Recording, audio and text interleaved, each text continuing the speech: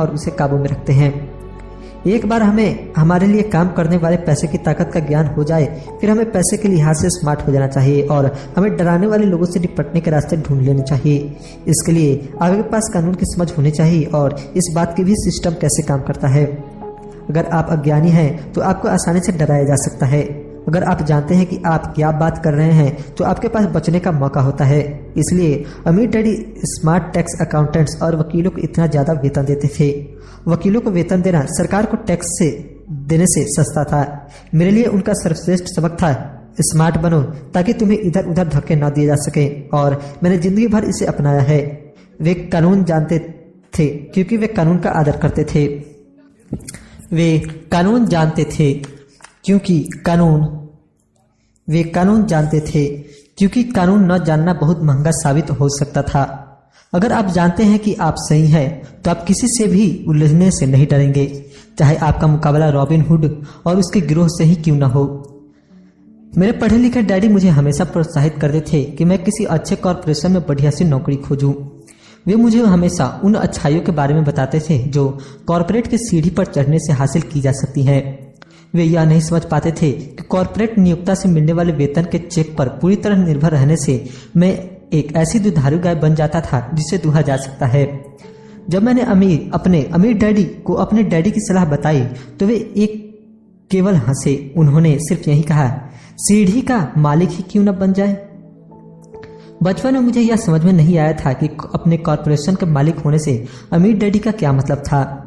यह एक ऐसा विचार था जो असंभव और डरावना लग रहा था। हालांकि मैं इस विचार से रोमांचित था, परंतु मेरी कम उम्र में मैं इस संभावना पर विचार नहीं कर पा रहा था कि वयस्क लोग किसी दिन मेरी कंपनी में काम करेंगे।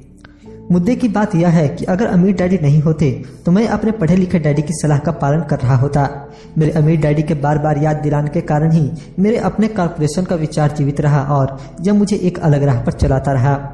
जब मैं 15 या 16 साल का था तो मैं जानता था कि मैं उस राह पर नहीं चलने वाला जो मेरे पढ़े लिखे डैडी ने बताई है। मैं नहीं जानता था कि मैं ऐसा किस तरह करूंगा, परंतु मैंने दृढ़ निश्चय कर लिया था कि मैं भीड़ के सामने नहीं चलूंगा और उस दिशा में नहीं जाऊंगा जिस तरह मेरे सहपाठी जा रहे थे। इस फैसले ने मेरी जिंदगी बदल दी। जब तक मैं 25 साल का हुआ तब तक मेरे अमीर डैडी की सलाह मुझे पूरी तरह समझ में नहीं आई थी। मैंने हाल ही में मरीन कॉर्प्स छोड़ी थी और मैं जेरोक्स के लिए काम कर रहा था। मुझे अब बहुत पैसा मिल रहा था, परंतु हर बार जब भी मैं अपने तनख्वाह के चेक को देखता था तो मुझे हमेशा निराशा होती थी।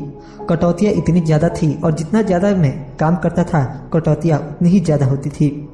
जब मैं ज्यादा सफल होने लगा तो मेरे वरिष्ठ बॉस मेरे प्रमोशन और तनख्वाह बढ़ाने की बातें करने लगे। यह सुनने में अच्छा लगता था, परंतु मैं अपने कानों में अपने अमीर डैडी की यह आवाज भी सुन सकता था, तुम किसके लिए काम कर रहे हो, तुम किसे अमीर बना रहे हो। 1974 में जेरोक्स के कर्मचारी के रूप में ही मैंने अपना पहला कॉर्पोरेशन बनाया और अपने काम से काम रखना शुरू कर दिया। पहले से ही मेरे संपत्ति वाले कॉलम में कुछ संपत्तियां मौजूद थी, परंतु अब मैंने ठान लिया था कि उन्हें ज्यादा बढ़ाया जाए। कटौतियों वाले तनख्वाह को देख देख कर मुझे अमीर डैडी की सलाह में समझदारी दिखने लगी थी। अगर मैं अपने पढ़े लिखे डैडी की सलाह पर चलता तो मुझे अपना भविष्य साफ नजर आ रहा था।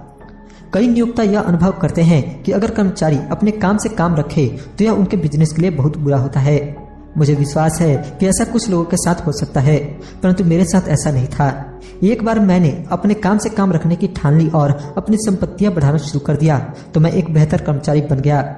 मेरे पास अब एक लक्ष्य था। मैं सुबह जल्दी आ जाता था और मेहनत से काम करता था और इस तरह ज्यादा से ज्यादा पैसे कमाता था ताकि मैं उसे रियल एस्टेट में निवेश कर सकूं। हवाई में उस समय कीमतें तेजी से बढ़ रही थी और वहां किस्मत चमकाई जा सकती थी। जितना ही ज्यादा मुझे यह लगा कि वहां निवेश की संभावनाएं हैं, उतना ही ज्यादा जेरोक्स मशीनें मैंने बेची। मैंने जितनी ज्यादा मशीनें बेची मुझे उतना ही ज्यादा पैसा मिला और हाँ, मेरी तनख्वाह के चेक से उतना ही ज्यादा कटौतियां हुई। यह प्रेरणादायक था। मैं कर्मचारी होने के जाल से बाहर निकलना चाहता था और इसलिए मैं कम मेहनत करने के बजाय ज्यादा कड़ी मेहनत करता था। 1978 तक मैं सेल्स में चोटी के 5 लोगों में से एक था, प्रायः नंबर 1। मैं चूहा दौड़ से बहुत जल्दी बाहर निकलने के लिए बेताब था। 3 साल से भी कम समय में मैं जेरोक्स की तुलना में अपने छोटे से कॉर्पोरेशन से कहीं ज्यादा कमा रहा था, जबकि मेरा कॉर्पोरेशन रियल एस्टेट में निवेश करने वाली कंपनी थी और वह पैसा जो मैं अपने कॉर्पोरेशन में अपनी संपत्ति वाले कॉलम में बना रहा था वह पैसा मेरे लिए काम कर रहा था।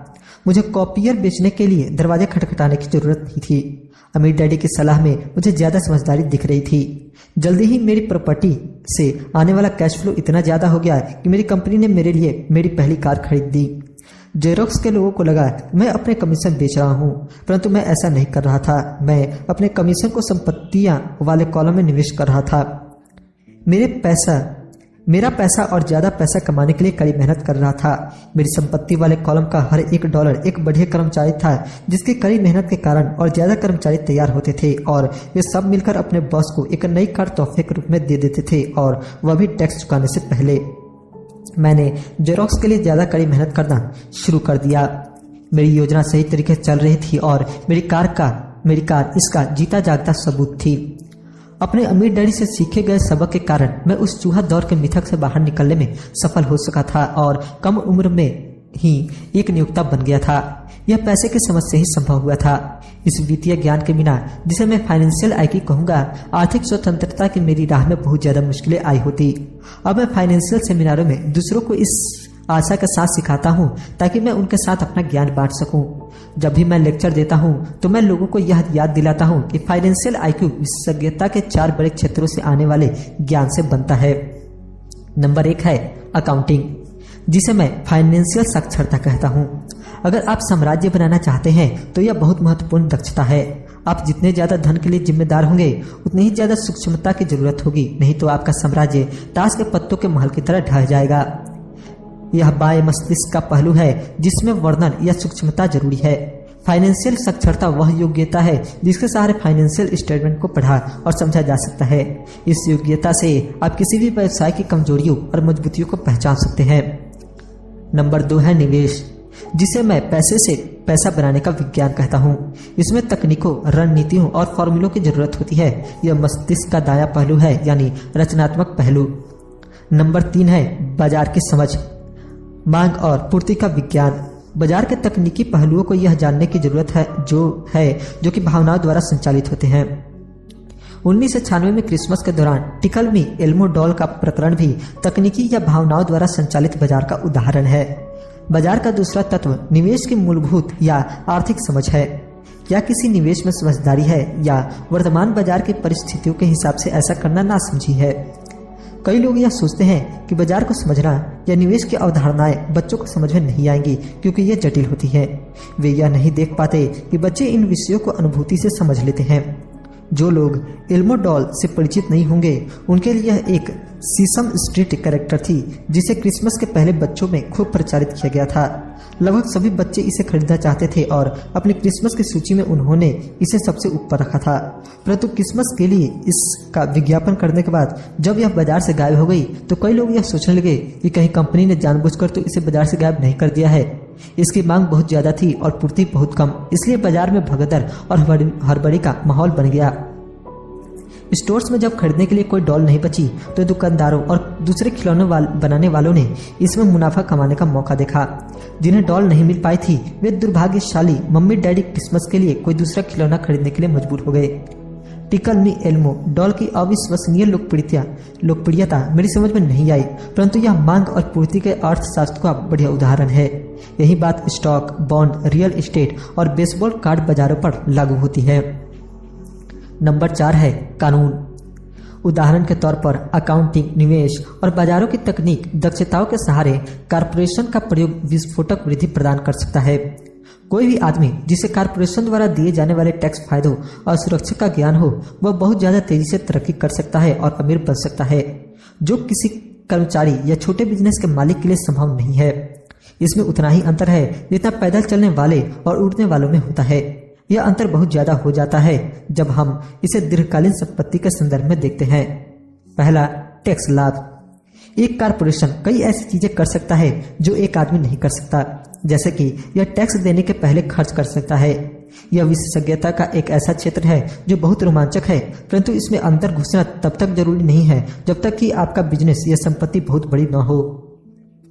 कर्मचारी कमाते हैं और टैक्स चुकाते हैं और फिर जो बचता है उससे अपना खर्च चलाते हैं। एक कॉर्पोरेशन कमाता है, जितना खर्च कर सकता है करता है और फिर बची हुई रकम पर टैक्स चुकाता है। यह अमीरों द्वारा इस्तेमाल किया जाने वाला सबसे बड़ा कानूनी बचाव का रास्ता है। इन्हें बनाना आसान है और बहुत ज्यादा महंगा नहीं है, बशर्ते कि आपके पास अपने खुद के निवेश हों जो अच्छा कैश फ्लो दे रहे हों। उदाहरण के तौर